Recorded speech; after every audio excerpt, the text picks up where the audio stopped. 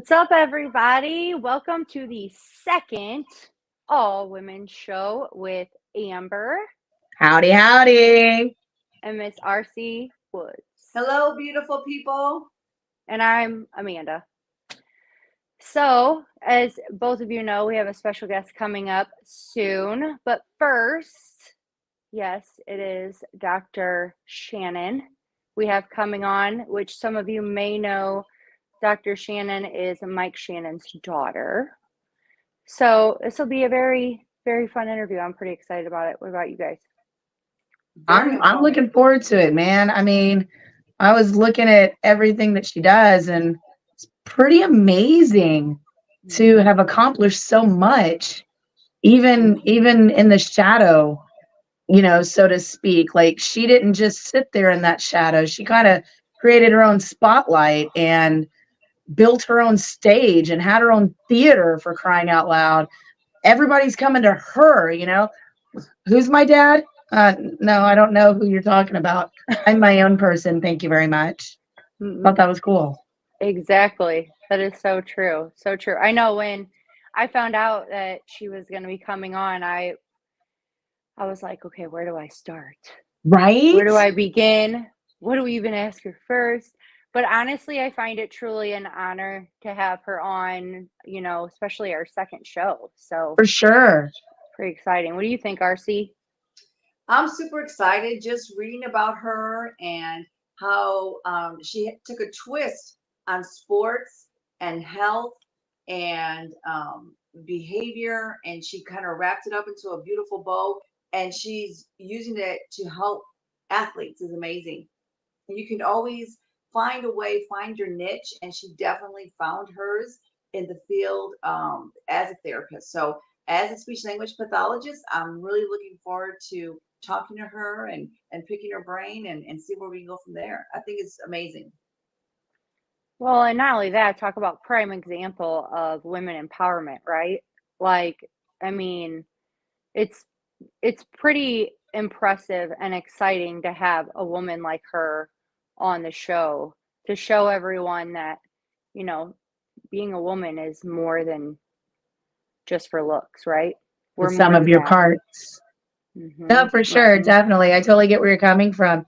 And again, another like sports management, male athletes being the prime clientele, to build that trust with, the opposite sex, the male counterpart, and having a female doctor. I don't know how easy it is for those guys out there to really trust a woman, even if she is a doctor with all the accolades that she has, and even go the step further to say, yeah, I do need help, and thank you for helping me to recognize that.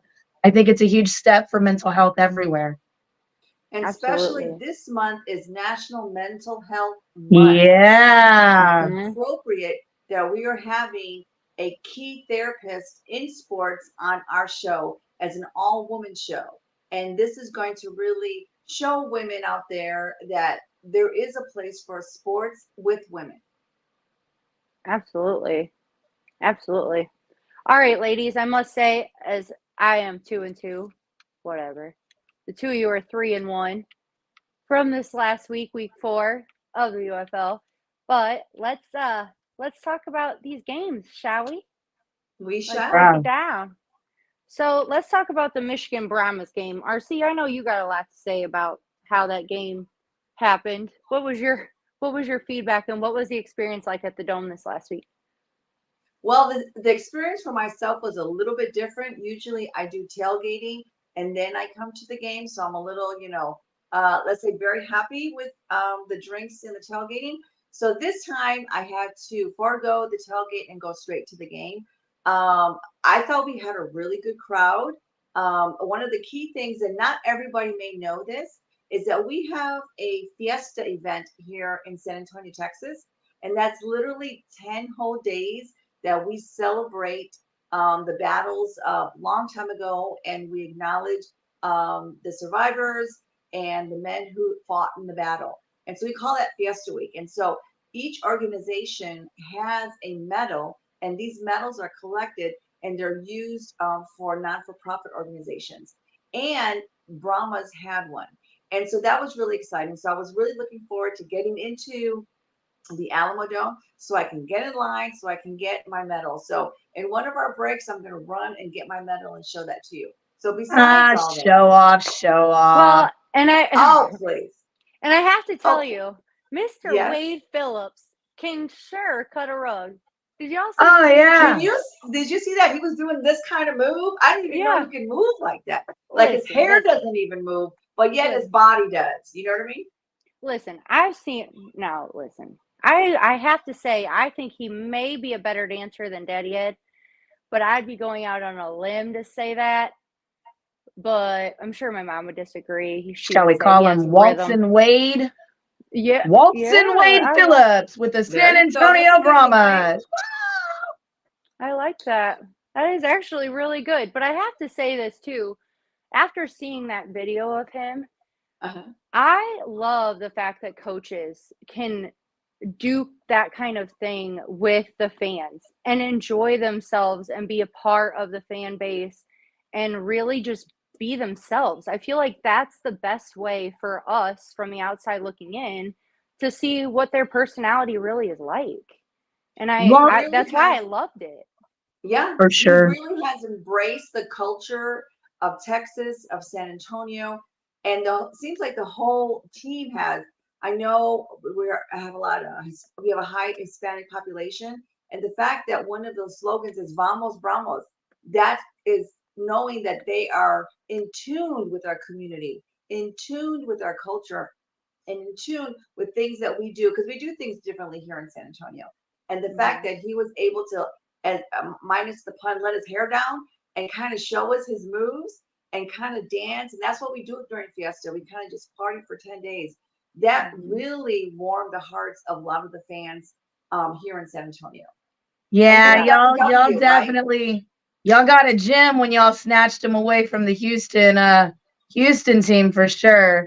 Him and the entire coaching staff, that team is an amazing team. And I'm glad to see that UFL is doing what UFL does best, and that's connect the players with the fans for that awesome experience. And I was happy to tell you guys it was the same thing in Houston. After the game, I was helping kids get autographs from players while I was down there on the field, kind of swapping towels and flags and foam fingers and taking pictures. It was an amazing experience, and I'm glad to have that aspect of it back. These young men deserve the recognition, and the fans are just ready to give it to them all the time. And with players, it's not just players, teammates making dream work, right? Dream work makes whatever. But I just think that without the fans too, it's kind of like, think about how things were when COVID happened, right? How it was like you'd watch the NFL games or any game on TV and there was no one in the crowd. You cannot tell me that there was one player that enjoyed that. They love to have people in the stands. So buy your tickets. Yeah. Get in there. Fill them stands up for sure. And it's an amazing thing because during that time, you also get to meet the families of these players because they're there as well. So, I got to meet quite a few moms, quite a few dads, quite a few sisters and wives, and even some of the kids of these wonderful players. Coach's wife, Angel Johnson, here at the Houston Roughnecks, honey, she was in tears when we won. Thank you so much for sticking by our guys. Thank you for being here. We couldn't do it without. I was just like, oh, I love you. Come here. You're so sweet, Miss Angel. And last thing before we get into the games too, I love how this league is affordable, right? Like I remember going to the Minnesota Viking game and I thought my wallet was going to spit feathers. I'm like, ugh. It was so expensive, where the UFL is affordable, and it's affordable for families to go as a family. For sure. And, when families go as a family, you're creating memories, and it's just something that lives on forever. And so that's why get your tickets. Seriously, we'll go over some ticket promos in a little bit, but I want to get back to the games. There was 2 receivers, RC, from the Brahmas that literally have 100-yard receiving. Do you know who they are? Number 10, I know that for sure. Well, And I don't know Kirkland the other one. Of course, John Trey and Kirkland. Yes, yes. and I'm Justin sorry. Yes. Smith. Justin Smith. Yeah. So Kirkland had 5 catches with 105 yards. And Amazing. Justin Smith had 7 catches with 107 yards. Dude, the second So- I heard Kirkland get cut from the Saints, because he was with the Saints, and then he got let go, and I was like, man, if we don't pick him up, and you guys snatched him up first. We snatched him up. Well, So and I mad must about say, that. Houston went wah, wah, wah, wah whenever Kirkland went down. Yeah. So let's just hope for the Brahma's sake that Kirkland doesn't. Not to say y'all won't do good, but and then we started off strong. We did some more passing. It wasn't so much from side to side. And so that was something that a lot of the fans complained about the last game, that it just seemed very repetitive, the same plays over and over again. That's Wade Phillips for you, though. Yeah, they tried some new things. It was successful. We got the W. We look good. So I'm happy about that. He's like a Jonathan Hayes, people. I'm still looking forward to the first team that's going to do that double forward pass this season. Have yet to see it. I can't wait to see it happen. It's coming. It's coming, I bet. So, and just to go back with the tailgate, we had 2 special guests. We had Wade Phillips' sister, who actually showed up at tailgate, and then we also had a player from last year, which was Parker Romo, and they both were there, and it was great. And I know a couple weeks ago I had an interview with the punter, whose mom is from Australia, and she was there too at the game. So I do like making that connection with the family members, that they were also supporting and coming to the tailgate, coming to the games, and reaching out to us. So kudos to all of them, because it's not just the player who's playing football, it's their families that have been supporting them for all these years. And so we're the biggest cheerleaders of not only the players, but the families who support them. Well, and Parker Romo now being a Minnesota Viking, thank you very much. That's right. Also, Marcus Sims had 3 receiving TDs. He's leading the league in the most receiving touchdowns. Yeah, so shout out to him. That's very impressive. Love it. And I did not see Bates do any. I mean, he kicked, but it wasn't the kind of kicks he was doing before. You know, the 60-yarders. Right, that kind of thing. But, all right, let's move on to the Battlehawk game, because that was a very, very intensive game. But I must say, I still go back to this. They, in my opinion, are always and always have been a second half team. Always. I feel like they always seem to pull it out. They did it in San Antonio, that first game, and then of last season, and this last game, especially with Pearson, getting that TD towards the end. I mean, it's just, and shout out to AJ McCarron, because he is killing it. I mean, the guy's got 245 total passing yards and yards in general, which is very impressive for him. And then he's got 3 touchdowns. So, well, I also like seeing the fact that he can read the defense as well as he does, and be able to place the ball in multiple spots. Like, you're not used to the same 1-2 punch when it comes with him. And he's got a great line in front of him. They give him plenty of time, and he's able to take it, throw it, put it where he wants it to go, and basically thread that needle. I love the fact that UFL has been the great highlight for him. And I'm looking forward to seeing some more players come out from NFL and from college to kind of compete in that same sort of arena there. That UFL is definitely his little niche stomping ground, and he's running with it. He really is. I got to give it to him. Yeah, and Jacob Saylor's also having another great game, with 100 rushing yards in just a single game. He's the second best rusher for that game. I mean, the Battlehawks have the players. They have that. I mean, Aitman. I mean, I know I talked a lot on him. Whatever. I'm eating crow. Don't care. But they have the players. They have the backing to be able to do it.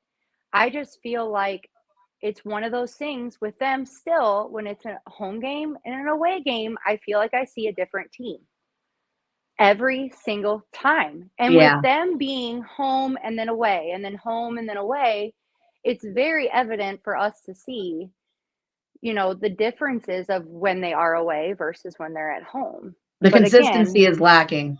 correct. What do you think the key is, though? What is that's affecting their performance? I mean, I definitely think having the fans is definitely very, very helpful. It was also JPZ's first game back this last week. So I think there was a lot with that. But I truly believe, and people can say what they want to, but the first game of the season that we lost, that was pure pressure. That was a pure pressure game. And again, came down to a field goal kick.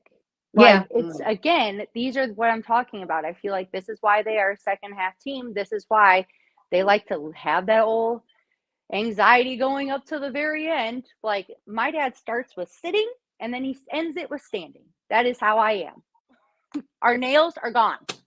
That's what they do. Like, they are a very, very good team. But when the pressure comes on them, they're either in or they're out. It's never, there's no gray area with them ever, I feel like. Yeah, it's hot or cold. Yes. No, I get it. It's almost as though, but I've noticed the defense tends to play kind of soft in the secondary.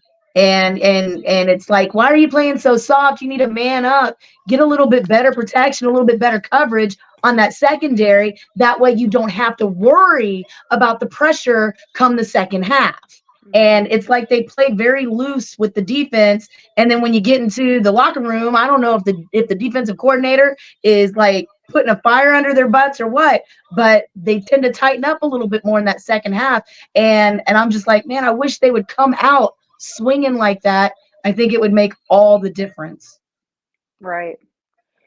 All right. And then we did see that Cookus did get hurt. I believe it was towards the end of the third quarter, early fourth. All right. So moving on from that, let's talk about the Stallions DC game, which was a very, very, very intense game. Again, coming down to a field goal kick in less than a minute. Wow. I mean, it was a pretty intense game. It was a 2018 game, 2-point difference. And that weather was insane, first of all. Yeah. It was downpouring. So how anybody can kick a ball when the grass is that wet, more power to them.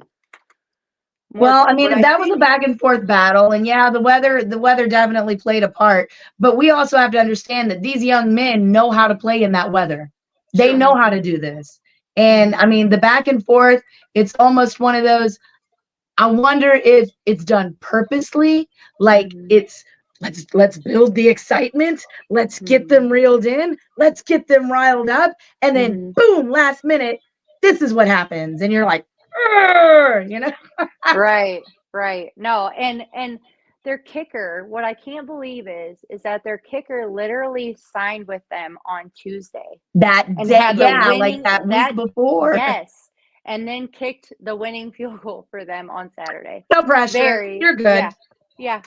What I like about that game was that the score indicates that we have quality players. It's not like a total blowout, right? Because really we're all here as fans and we want to be entertained. And it's games like that get us all riled up because it's getting close. Those are the fans, those are the games that really grab us and keep us. So like you want to go to the next game because that's true talent. It wouldn't be fun if it was like something like 40-10. I mean, nobody wants to watch that, So I'm glad we have some of those games that are won or lost by a couple of points. To me, those are more exciting. Yeah. Well, and I have to say, too, there really hasn't been many games that have not been close. True. I mean, a lot of the games this season have been very, very close. Yeah. Okay, sure. Amber, I know you're excited for this one. The Arlington versus, by the way, let's not forget the Stallions are still undefeated. Anyway, let's go on to the Arlington and Houston game.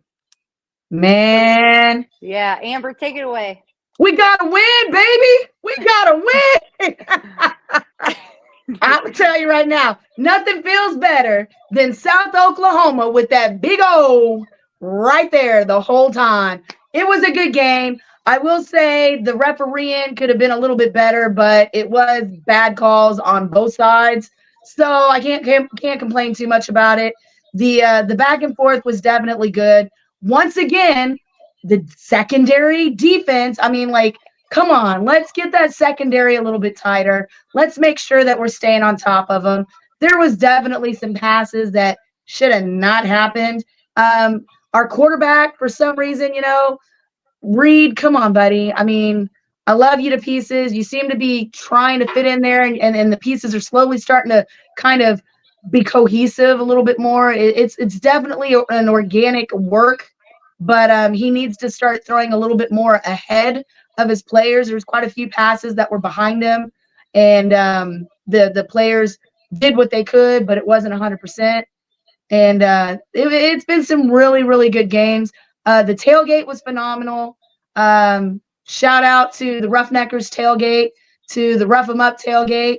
Old Smoky Moonshine was out there, and they hosted 10 veteran families from Warrior awesome. Wishes. So big shout out to them. That. I'm looking forward to hosting 10 more. And they're going to have Booker T from WWE out there for the Fan Nice. Fest this coming Saturday. So make sure you get your stuff out there. That's awesome. RC, I wanted exciting. to ask you, not to backpedal, but I wanted to ask you, what are you thinking about the Brahmas quarterback? How are you feeling about it? Well, he performed well, right, on this last game. It's unfortunate that we had that injury with Chase, but he showed us that he's capable, that he's talented, that he works well under pressure. So we're happy. I have no complaints. When you get a W, how can you complain? This is so true. This is so true. I will say one of the concerns that I did find, though, and it wasn't because of this week, maybe because of the last week, was some of these players that are coming off the YouTube channels don't have the fundamentals for basics when it comes to football, and Right. it can lead to serious injury as a result. We've seen it happen. And I'm wondering if, who knows, maybe our guest coming up, Doc Shannon, might be able to put some insight on that. I'm really curious to find out what she has to say in regards to the fundamentals of football and how important they are and the impact that they make to our players and their safety. Because ultimately, we want every player to be able to go home safely and without injury. Right. We talked about that last week. And I think one key word is conditioning. Some of these players, they just haven't had the same conditioning as some of our veteran players, right? And I think the league itself has to do a better job at working on that because, again, nobody wants injuries at all. And I think conditioning is the key to that. Yeah, good point, RC. Yeah, that's very true. The last thing I have to say is that Perez has 881 passing yards, making him the league leader. Well, but what happened to the record? 0-3. Yeah, I mean, honestly, it's just we're reliving last year's XFL. I mean, it's the same team with a losing record that won the championship. Right. How does that happen? How does that happen? Well, and here's another thought, right? Is mental health considered to be a league injury? So I want to ask her that because I'm curious. Because in my opinion, without mental health, that's hard to do your job. That's hard to do what you need to do on the field each and every day. True. So I'm curious to see, there may be a player that says, I need to take a step back. I have this, and this going on. I mean, how would a league address that? They're not going to make up some injury. You know what I mean? I'm curious about it. But real quick, I want to talk about ticket promos real quick. Yeah. So because it's so important to have the butts in the seats, right? That's what we need for the league. Absolutely. So the Stallions are doing the group tickets. So groups of 10, you'll receive a huge discount. You will get your group recognition on the Jumbotron, which I thought was pretty cool. And then there's no ticketing fees and service charges. So yeah, definitely look into that for sure. I mean, I know that Daddy Ed and Dirty are going to be going to a Birmingham Stallions game coming up, so I'm really curious to see what their stadium's like. But yeah, get your tickets because it's extremely important. And then I know that DC has buy one, get one for the remaining home games. Yeah, they've been doing the BOGOs. Are they doing that in San Antonio too? I've heard a little bit about it. We have different promotions. I think we really push the vet ticks here in San Antonio because we have a huge military community. So that's what you usually hear first is when they talk about the vet ticks, how to get them. We treat them right. We acknowledge them every game. So I think that's what we really push more. There may be another BOGO, but I haven't heard from it yet. I know right now they're focusing. Our next 2 games are away. So we're focusing on more of the watch parties. Got it. And Amber, you said in Houston. Yeah, we were doing the BOGO as well, the buy one get one, and it's we're pushing vet ticks and gov ticks as well. Our fan fest is drawing in crowds. That Roughneckers tailgate is drawing in crowds. We're working with various charities trying to get butts and seats. But even if you do go to the game, guys, make sure you DVR because viewership is just as important as your tickets. Okay, so I'm making a point to tell everybody, even if you don't watch it, just record it. And also, if you have tickets but you can't go to the game, give them to someone who will be at the game. We need the seats to look full.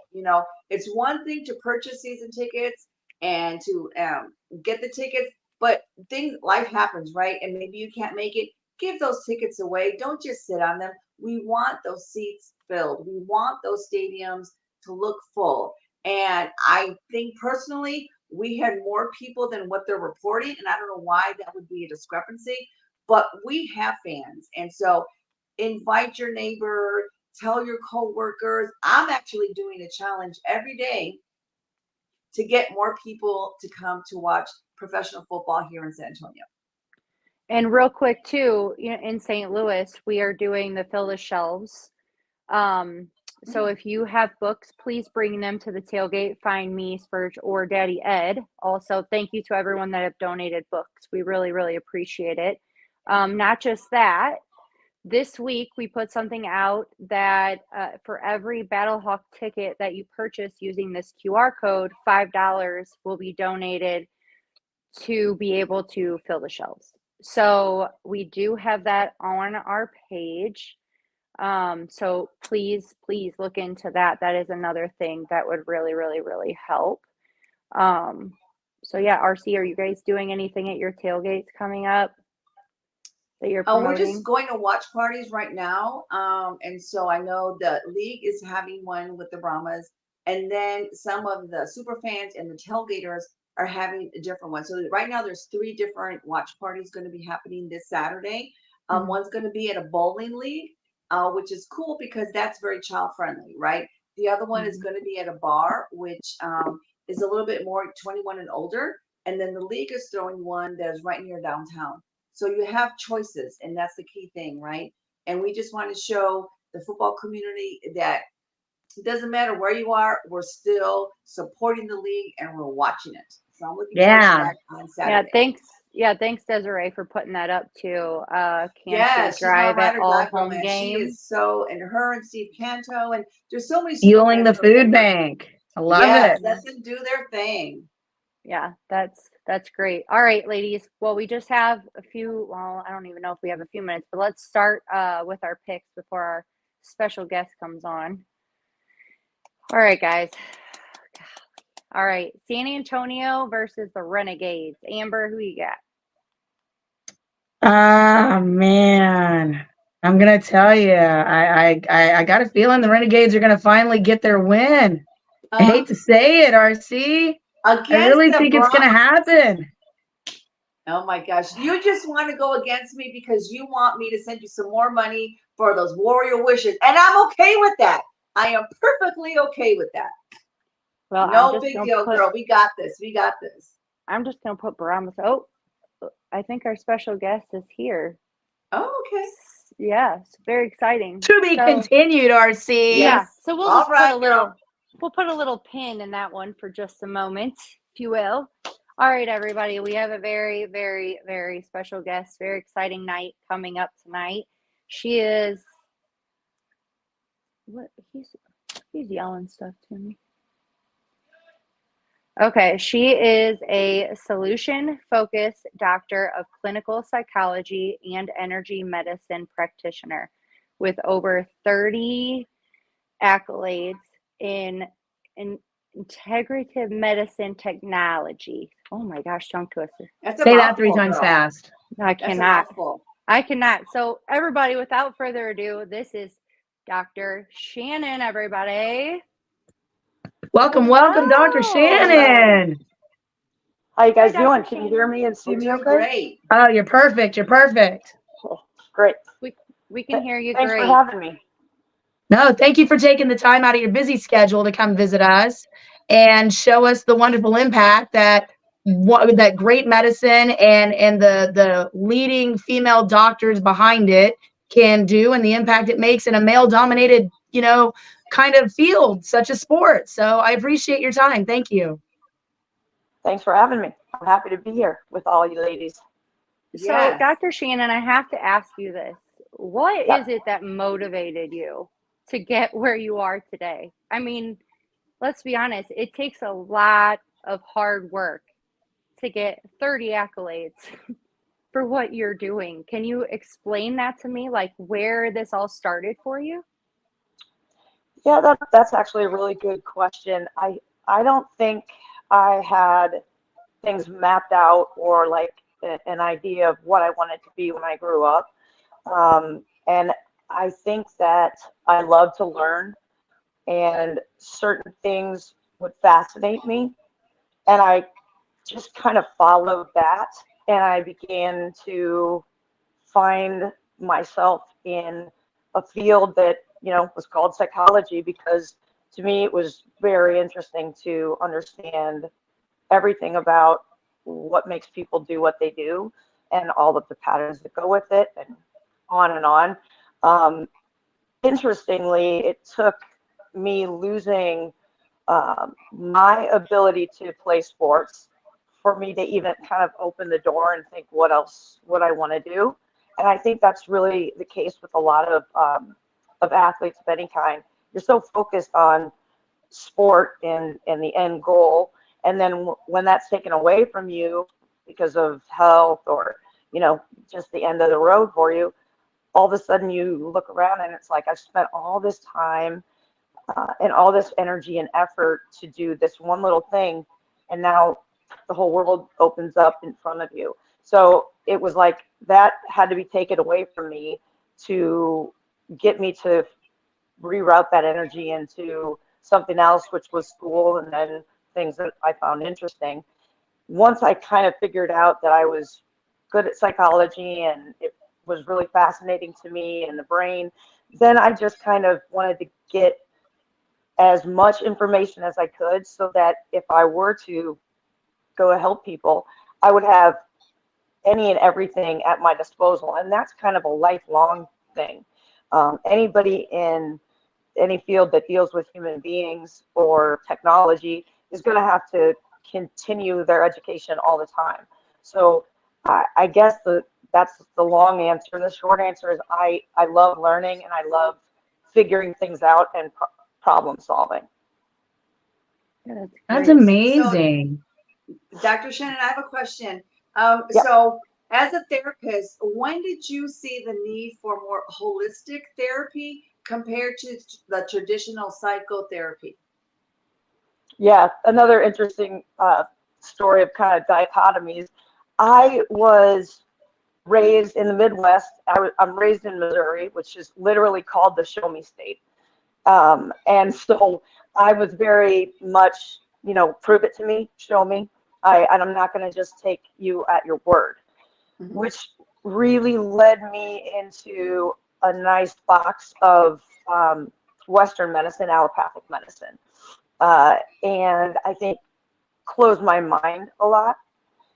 It took a pretty radical event for me to even consider anything outside of that box of, can we measure it? Is there direct correlation? My mom got a brain tumor, and this was after I'd already had my, all my degrees, and, was very, in my mind, established Western medicine is the only thing that exists. Everything else is either lesser than or, ridiculous. And when my mom was at the very, very end of her, unfortunately, terminal brain cancer, someone came in and she was the hospice nurse on duty. And it just so happened that she knew an energy medicine technique. And she could tell that my mom was in pain. We couldn't understand where the pain was coming from because she was in a coma. And she asked if she could do this technique. I hadn't heard of it. One of my sisters had, and said, yeah, let her try it. And she proceeded to not touch her. And she did something that really flipped the way I looked at everything, because my mom was hooked up to machines. So I could see a very linear printout of what was going on. And the machines showed something that from my training was impossible to happen unless something had really, really occurred. And I look over and this lady's not even touching her. And so that experience just sent me on a probably lifelong journey of trying to figure out, whoa, what the hell was that? Because that doesn't make any sense in the box that I've been taught in. Wow. First of all, I want to say thank you and commend you for that, because I actually lost an aunt from brain cancer. And it's a very hard, traumatizing type thing. But what was it that when you saw that actually happen in front of you, all the emotions that you had, like, what was going through your head in that moment? Like, were you like, what just happened here? Like, yeah, I literally, it felt like a physical shift. It's like my world zoomed in and I was just shocked. And then my mind started going a million miles an hour. And honestly, I was really, and she died within a couple days, right? After that, after I got through that little period, but even during, my brain is trying to process. And then I got very angry, like rageful. And the reason was, here I had spent so many years of my life studying anything and everything I could that had to do with healing human beings, mind, body, whatever.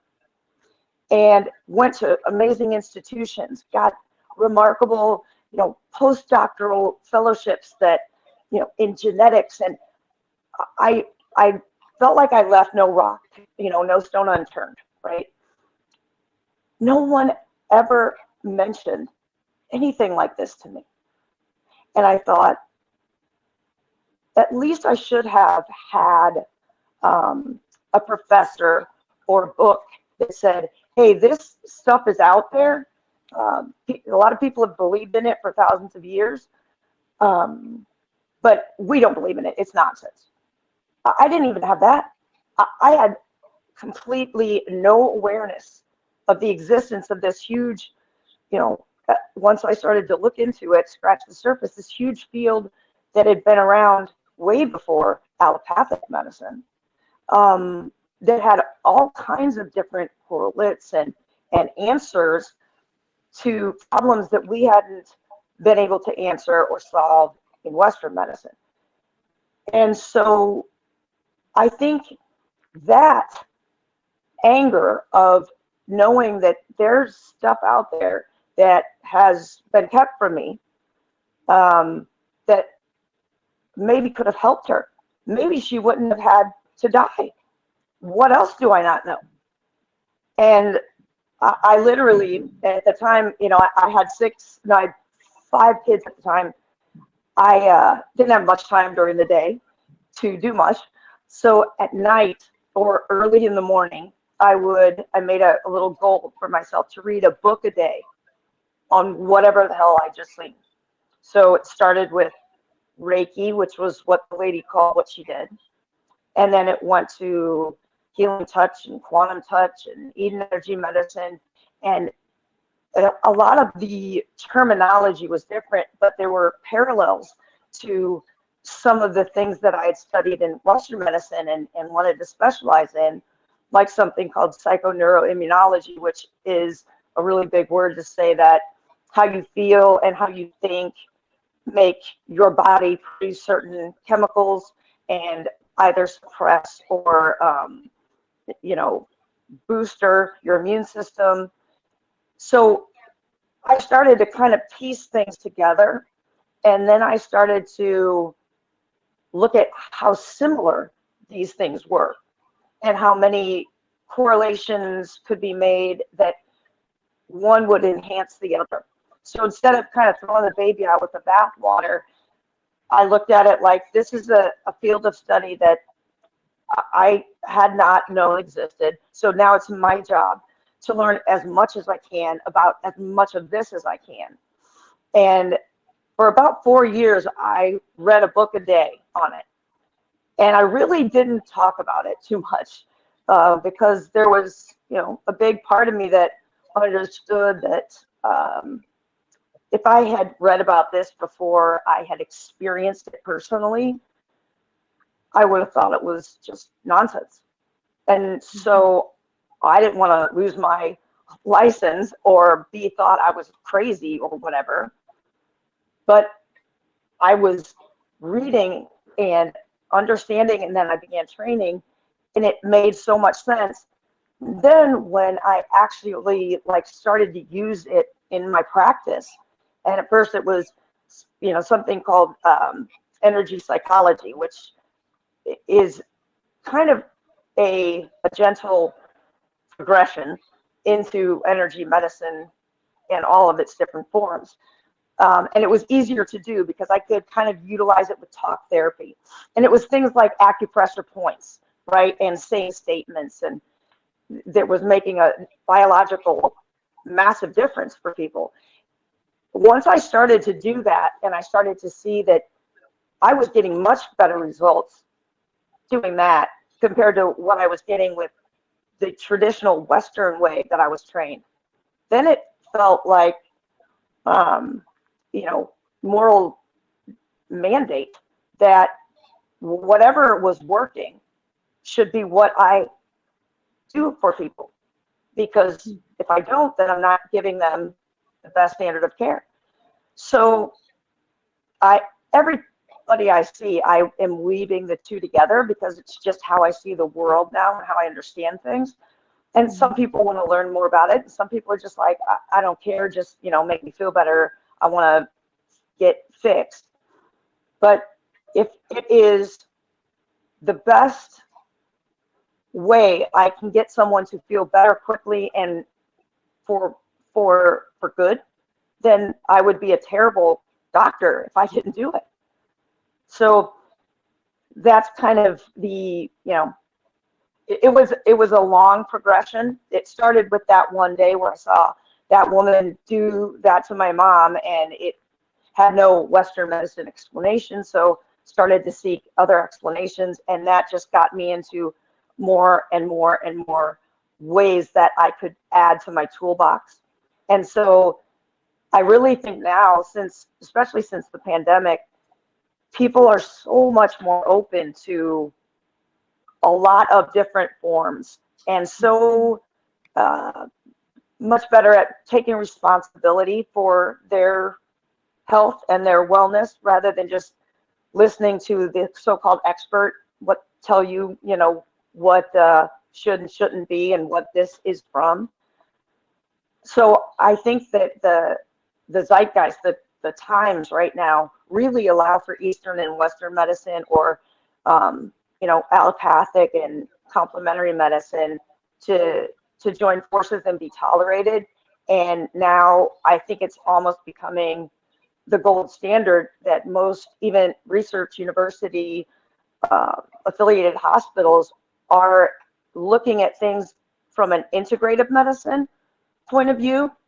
And in my mind, that's a very holistic point of view, because you're getting all of the people involved with their little specialties, but when they all come together, they get a complete picture and they can integrate. So I've kind of been lucky to be in that political climate where it is easier to talk to. I mean, some of my biggest referral sources are doctors and surgeons. That's probably not the case 25, 30 years ago. So it's one very small thing that came out of the pandemic that I would say is positive. I think that's amazing. The fact that you mentioned political aspects, it kind of leads me on to the question that I was itching to ask. I working with veterans and various mental health issues, and the VA and the systems that are currently in place, not necessarily listening to them as a person, and instead using medications to take on and combat the symptoms, only to be issued more medications to combat the side effects of the medications that they were first taking. With that being said, do you think that legislation is going to be passed for a more natural, more holistic approach, i.e. the whole green stuff happening? I don't know if we can say that necessarily right now, but medicinal marijuana definitely is starting to show some positive results with epilepsy, seizures, that kind of things. Do you think it also could show some support as a holistic alternative to some of the mental health issues that you see come across? That's a great point. And just another funny synchronicity. My first day as a long coated doctor, right? My first day when I had already gotten my degrees and I entered into my internship, my pre-doctoral internship at the Veterans Hospital in St. Louis, was 9/11. Wow. That was my first day. And within the first hour that I had arrived at my first day on my big girl job there, we were downstairs at the VA in the basement, and the chief medical officer of the hospital system was giving us our kind of welcome speech. And about 20 minutes into it, which was 9 whatever in the morning, and this is my first time at at the VA, so I'm getting both the medical and the military thing, and I'm not sure how those things work together. I showed up very excited to start my internship, and about 20 minutes into it, the doors open, and it's myself and 2 other intern doctors. Okay, so the 3 of us. That's the class that was going into this year rotation. The doors open and guys with big, huge machine guns come in. And I was like, okay, this is definitely military. And they came up and stood behind the guy that was giving the speech. And I thought, this is very theatrical. And one of the guys, whispered to his ear, and he took a minute, and it reminded me after I saw, George Bush when he was reading to the kids, and they have the video of him, and he gets whispered into his ear, and he sits there for a minute. It was a really similar kind of thing. And so then the guy goes, we need to go upstairs. There's been some events. And as he's talking, trying to kind of say what is going on, and we're in the basement, all of a sudden you hear, it sounds like, a stampede of rhinoceros upstairs. It's all of this noise and running, and it's like, what is going on? And as he's trying to explain, they're ushering us up, and literally the guy, they're like pushing us up the stairs with the guns in their hands. I'm like, what is happening here? I'm thinking to myself, this has got to be like a drill, right? Like they're trying to give us some kind of drill to see how we react. This may be a test. Maybe we're going to get weeded out here. Because it can't be real. Come upstairs onto the first floor, and you can see out the doors. The hospital's already surrounded with guards or something. Yeah. And people are running and shouting, and all of a sudden, as I look up on the closed caption TVs that they have all over, it's the first floor of a hospital, I see the terrible vision that we all saw that day of, the plane crashing in, and playing it over and over and over again because it was on the morning news.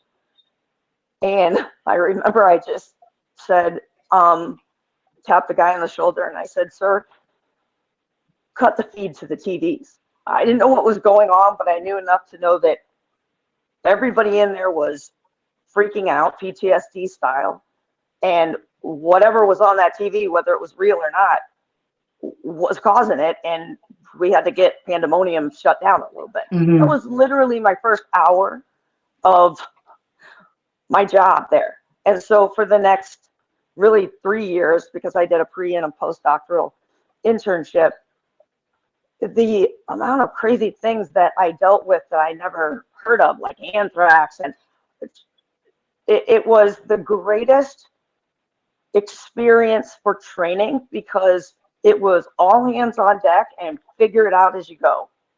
And my exposure being in the VA was unbelievable. It's like I came out of there thinking, okay, what are you going to throw at me now? Like, if I survive that, then it's probably going to be hard to shake me up too much. But that story, I think, gives a little bit of insight as to, I was able to see wartime, the way that the VA system treated our veterans. And so I think I didn't have much of a honeymoon period of thinking, oh, the God of Western medicine has it figured out. I was seeing big problems that were not being addressed pretty quickly on the job there because of the extreme situation. And that was, I wouldn't say it was disheartening, probably because I was young and, it was just so emotional at the time. You were trying to do everything you could. So when you were treating these people that were, had fought 20, 30, 40 years ago, and you're in wartime, seeing your peers going over and fighting, there's no dissonance anymore. These are heroes. These people, older gentlemen, they gave me an opportunity to be alive in this country. And now it's happening again. And so it's like, if I saw them not being treated, I remember one guy, he just didn't have his dentures, and they hadn't given him his dentures for months. And I ended up interacting with him through a group, a PTSD group, and asked him about, where your choppers are. And he said he's been waiting for months for this. This guy has a Purple Heart. We can't get him his dentures back. Like, come on. Now we're supposed to be fixing huge problems, and we can't get this hero his teeth. What? Yeah. So, I think that politics and lobbying and funding and big pharma and all of these big things that maybe people say, oh, that's kind of conspiracy theory. Well, when you're on the ground in the heat of it, I guess, you realize that there's no simple answers. There's no black and white. There's a lot of people that are trying to do what they think is right. But in my opinion, my very humble opinion, because I hate politics and I don't know anything about it. What I think is, if something can quote unquote cure something, and there's nothing else that can cure that thing, why would you keep that away from people that are suffering? And that happens all day, every day. You know, I have a daughter with type 1 diabetes, and I have heard and seen things, you know, like from stem cell treatments to all kind of other things that look like they either treat or cure this disease that we're told we don't have anything that can treat it or cure it correctly. The amount of blocks and barriers to things that seem to be better ideas and better answers is necessary, because, you know, we need the FDA, we need all kinds of research, and but there's got to be a space in there that we can make a compromise and be more open to allowing things that aren't necessarily surgery or medicine. Surgery and medicine are great. Yeah, I love medicine. I love hospitals, doctors.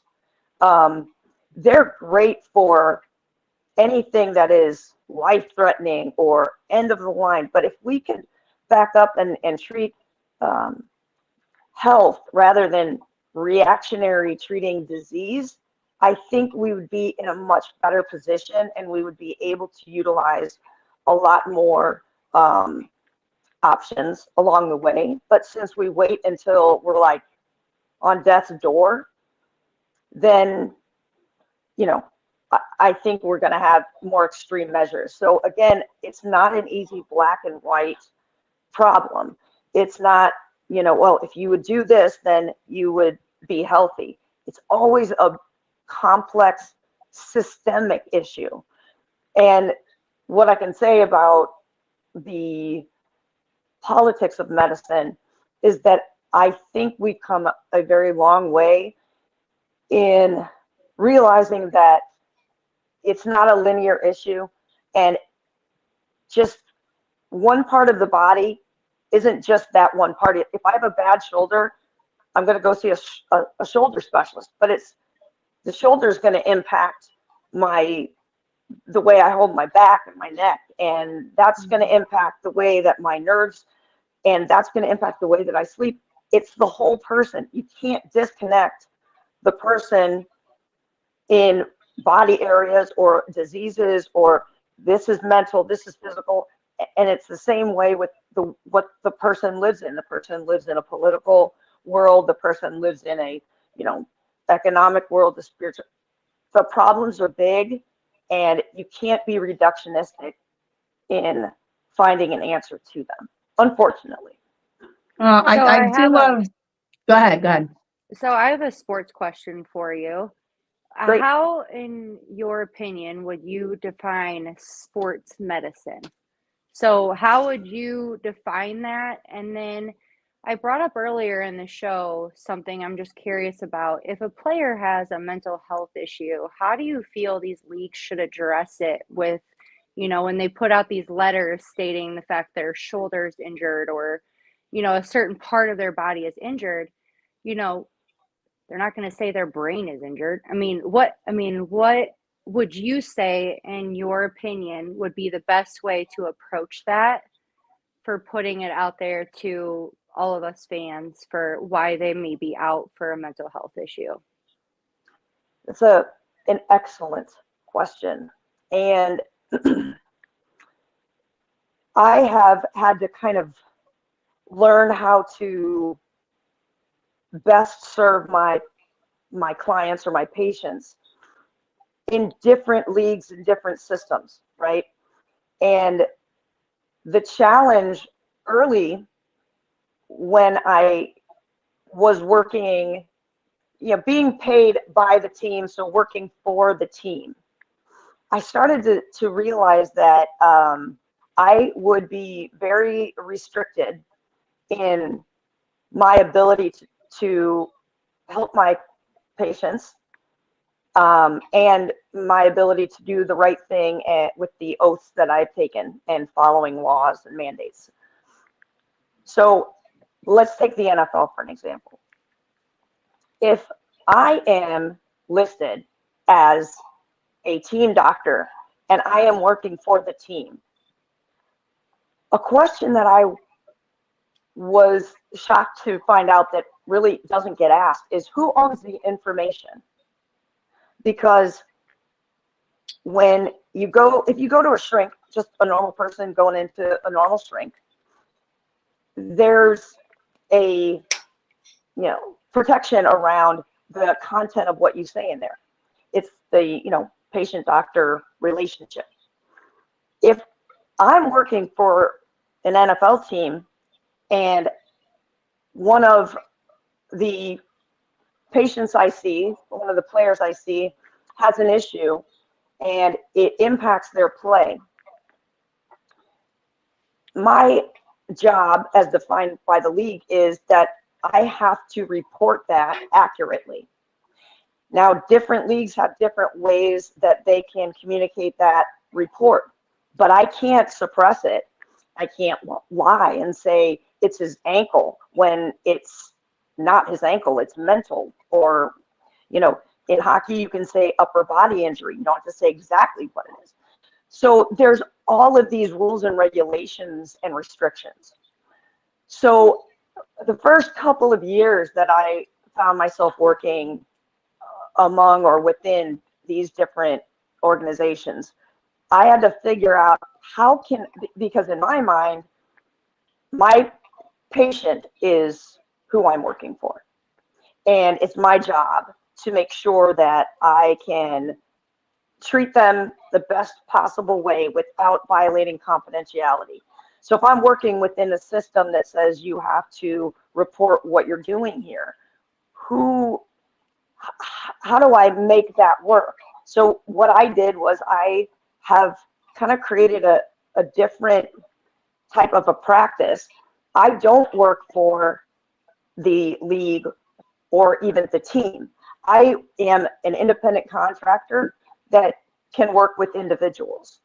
And that being said, I have to make it extraordinarily clear and with big boundaries that when I go in as someone who's maybe doing the 30-man interviews for the draft for the NFL, that's very different than being someone who a player can come in and talk about a personal problem with, or being someone maybe that comes in and it addresses the team about optimization, mental training optimization.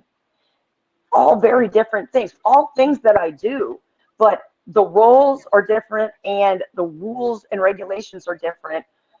But my highest governing body is the oath that I took. So I've got to figure out a way that I can make sure that I can follow the laws and the rules of that code of confidentiality and standard of care. So it's not an easy thing to do. And I didn't understand all of the different ins and outs. But now I think I've figured out, at least for me, a way that I can do my job to the best of my ability, as well as not violate any rules and regulations. So you won't find me like in the team program that says that I'm the team shrink, because then I work for the team. And then the NFL has to have the information that I report. So that's one league's example of how that works. So it's sticky. And the people that I think have one of the hardest jobs are the head trainers, because their job is to inform the coaches and the GM what the doctors are saying, what the player is saying, and everybody's supposed to be being honest. It is a tough job, because they'll be in a meeting room and the coach will say, well, how long till this guy's back? And, you know, what the coach wants them to say is, you know, we can get him back tomorrow, but maybe we can't get him back tomorrow. And then you see all of this negotiation of, it's very complicated. It's a business, but it's also a human being. And my job is to make sure that the human being is taken care of primarily across all of that. Yeah, that's So you work great. for like multiple leagues. I saw NHL, MLB, I saw NFL, you got UFL in there. I'm curious, what are some of the variations within the different leagues that tend to benefit the players? Right. So, you know, I think that all leagues have things like, you know, an injured list, right? The difference is, you know, in certain leagues, you have a bit of a grace period. Like on Thursday, say the coach comes up and he reports who's going to be available for the game on Sunday versus, you know, okay, this guy's on the 10-day injured reserve list, or this guy is, you know, we're going to send him down because we can't have that, you know, we want to bring another man up. So all of the different leagues just deal with it in a different way. Okay. And in order to be fair and uniform, you know, every team in the NFL follows those rules. Every team in the NHL follows those rules. And so, you know, as they have all kind of begun bringing on chiropractors, acupuncturists, you know, I guess sometimes they call it a mental toughness coach. Sometimes you're in a player personnel role. The job title can be different, but the function and the legal way that the league goes about it is going to be different in each sport. And honestly, in each sport, every team is going to be very different. So there's some teams that, you know, you're embedded in the team, and if you're a team, you know, mental coach, you're going to be traveling with them. You have an office there. You're on the bus. Sometimes they've got, you know, one day where, oh, the shrink's here on Thursdays, and you're just sitting in a kind of a open office where people can come in and out. There's all different ways that each team can deal with it, but there's standardization across teams for the league and the way the league deals with it, if that makes sense. Nice. Well, Yeah, Dr. so Shannon, we're- thank you so much for sharing your personal experiences. And I kind of want to tie it with the women in sports. What percentage would you say of men compared to women athletes that you actually provide therapy for? It's a good question. I would say that if we just look at the athletes, because I do treat like, you know, regular humans too, but if we look at obviously professional athletes versus not professional athletes, there's an awful lot more male professional athletes than there are women. That is changing, but I think if I work more in college or, you know, high school youth sports, then it would maybe be a little bit more even, but my practice is predominantly male professional athletes. Thank you. Thank you, everyone, for tuning in. We are here with Dr. Erin Shannon. Thank you so much. I have a few questions for you real quick that are kind of fun, right? Kind of lighthearted a little bit. All right. So what would you say is the biggest challenge being married to a man that coaches for the UFL with all y'all's busy schedules?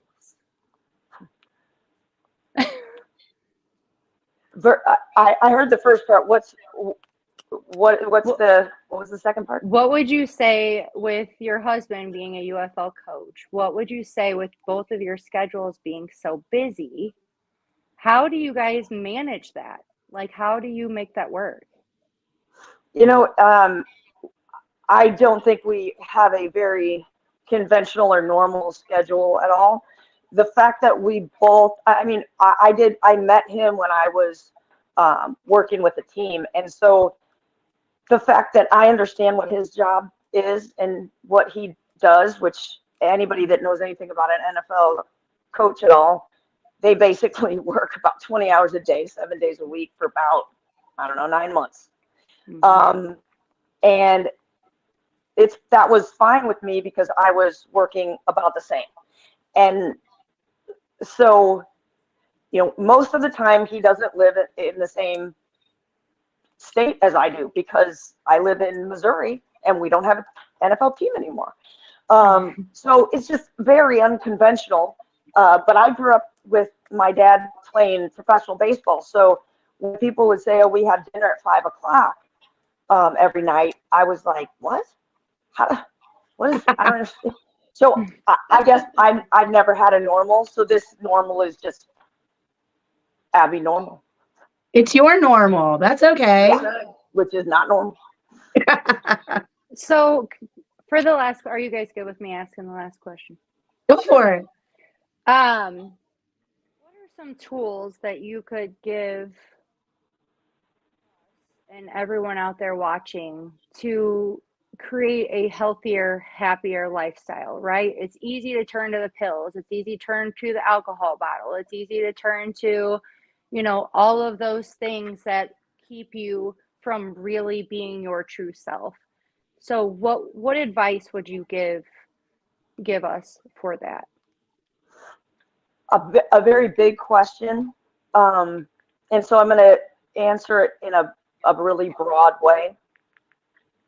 I think that if you conceptualize health as something that is predetermined or genetic or out of your control, then you feel helpless and you feel like the expert knows and you don't know, and this is either random bad luck or your genetics just gave you a bum, deal. Once we finished doing, the Human Genome Project, which I was, again, super lucky because I got to work with one of the people that finished the human genome on my postdoctoral genetics fellowship. So that was awesome to me. But what was crazy is he said, we've mapped all of these sequences and guess what we figured out? Nothing. I said, what do you mean nothing? He said, 99% of disease isn't caused by genes, and the genes that cause disease, that correlation there, it's not usually just one gene, it's a bunch of interactions and they have to be turned on and off. And so even when we think there is a chromosomal issue, it's so much bigger than that. If you could understand that what you have control over is massively impacting your health, whether it's good or bad, then you're not a victim anymore. You understand that this is something that I have to take responsibility for and that I can change. I think that we've started to do that more. And I think that we are respecting how our bodies are amazing and how it's not just genetics or germs, it's mind, it's many, many things that create or destroy health, like inflammation, right? In my mind, take your health as your responsibility, and you must have an active part in doing something about it day in and day out. You're not a victim of your body. You're actively creating or destroying your body. That's kind of the big answer, I guess. Does that make sense? That's a very good so. answer. Very good answer. Very thorough. I want to thank you so much, Dr. Erin Shannon, for coming on the show. Also, check out her website. There's a lot of, I must say, you treat more things than the alphabet. Man. Well, here's the thing. I know my one of my brothers he walked, into my office and he saw the list of things and he goes, bro, like, that's enough. It's overwhelming. But in my mind, that's why I continue to read and learn and train, because when somebody walks into my office, I shouldn't fit them into the mindset or the training that I have. Like if I say that I'm a cognitive behavioral therapist, somebody comes into my office and maybe their issue isn't treated best by cognitive behavioral therapy. Are they supposed to know that and then I'm supposed to fit their issue into? It doesn't work like that. My job, in my mind, is to know everything I can and be good at certain things that I can be good at. But I need to know what I can treat and what I can't treat. And if a patient comes in and I don't have something that can help them, I need to send them to someone that can. So my toolbox is really, really big, but everybody's toolbox should be big, because every problem that comes through the door isn't a one tool problem. There's probably 10 tools you can use, and there's probably 3 or 4 of them that fit with that individual person.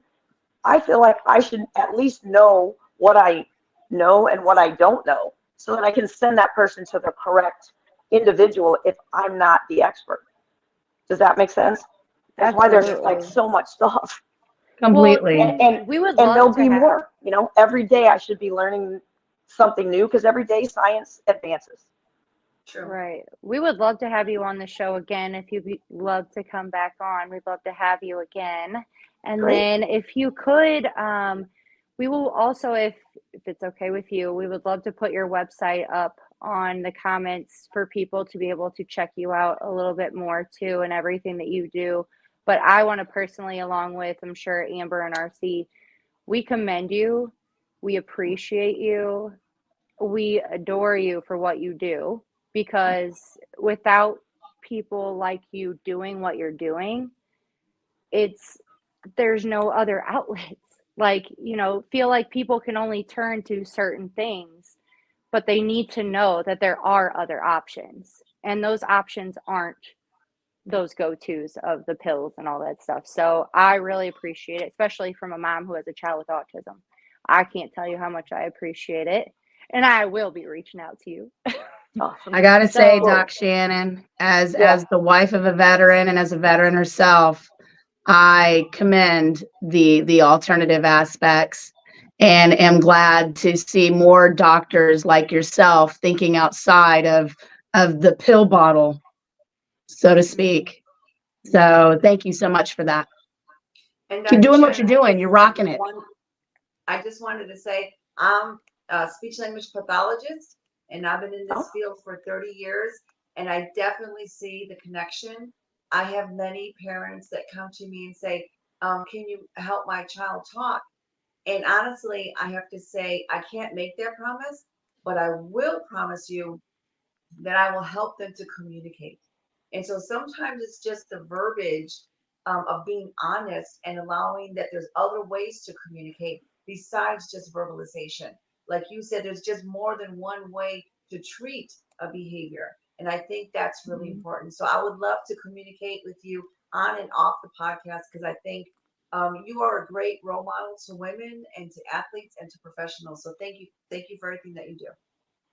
Well, Yes. I just want to say all of you have an amazing skill set, and thank you for your service, and thank you for all the nice things you said. But to have 3 women with 3 different viewpoints and passions come together and, in a format that talks about this is great. So I am impressed with all of you, and I think the way that we cover things on a show like this is unique. So I think you guys keep doing what you're doing. And anytime you want me to come back or give me a call, I'll talk to you anytime. Sounds great. Thank you so much. You signed your fate there. Sign You my know that, death Doc. warrant. Be careful what you wish for, right? No, for real. I appreciate you guys. Thank you very much. Thank you. Have a great Have a good night. Thank you. Enjoy your evening. Thanks, guys. Bye-bye.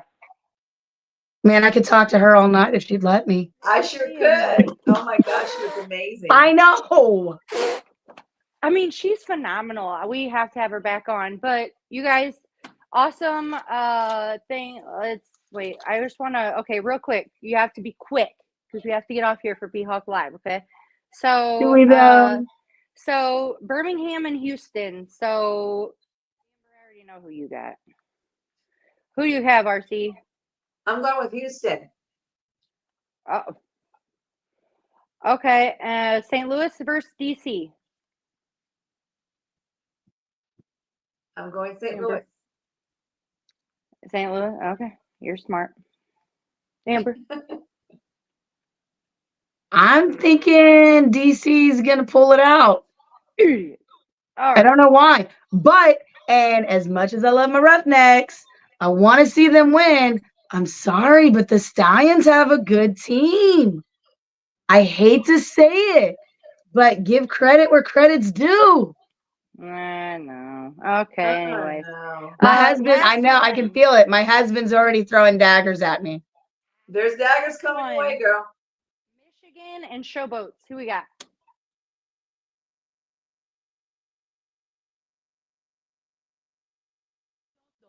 No boats. Showboats. Tugboats. Both y'all do it. Now listen, you two. All right. That being said, everybody, thank you so much for tuning in to the Thank you. episode. Thank you so much. What? And The this means I love CEO has you. arrived, and he has This an Oh, means I you announcement. love gotta you. be You still kidding know. me. The CEO has arrived, and he has an announcement for everybody that's watching this show. Hey, Fuel CEO, guys, listen up. Wednesday night is now going to be ladies' night. 7 o'clock, you got the A-Team Yeah, with baby. RC, and then at 9 o'clock, we're adding a new show to the mix. Girl Chat Sports will be seen on this network at 10 Eastern, 9 o'clock Central. So we got the ladies that's going to be doing sports for us, sandwiched in between some men that we're not going to mention. You know, I swear you guys like it like that. I'm not doing anything of that sort. So just That letting you being know. said, with it being ladies' night, get your little funky self off here. All right. With that, also at the end of we're going into week 5. So have a great night, ladies. Have a great night, everybody. We will see you next week for the A-Team with RC. A-Team. We'll see you soon. Bye, guys. Adios.